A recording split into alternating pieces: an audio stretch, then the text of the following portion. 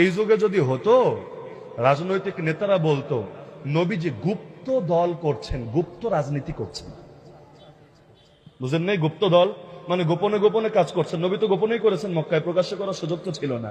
দ্বীনের জন্য বদরে নামাও সুন্নাহ, দ্বীনের জন্য হিজরতের সময় গুহার মধ্যে 3 দিন কাটানো হতো নবীর সুন্নাহ, দ্বীনের জন্য তায়েফের ময়দানে গিয়ে রক্তাক্ত হওয়া সুন্নাহ, দ্বীনের জন্য বদরে গিয়ে কুফরের মেরুদণ্ড ভেঙে দেওয়া সুন্নাহ, দ্বীনের জন্য ক্ষুধার জ্বালায় পেটে পাথর বাঁধাও সুন্নাহ, দ্বীনের জন্য উত্তম খাবার খেয়ে আল্লাহ শুকরিয়া আদায় করে এটাও সুন্নাহ। সবই তো আদর্শ আছে আমাদের সামনে।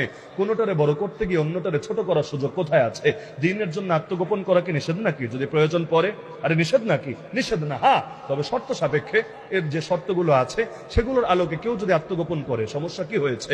দেখা যাচ্ছে আল্লাহ রাসূল সাল্লাল্লাহু আলাইহি ওয়াসাল্লাম যেই কাজ করেছেন, আমাদেরকেও বাংলাদেশে সবার আগে এই কাজ করতে হবে। এই দেশে আলহামদুলিল্লাহ আল্লাহ সহজ করে দিয়েছেন।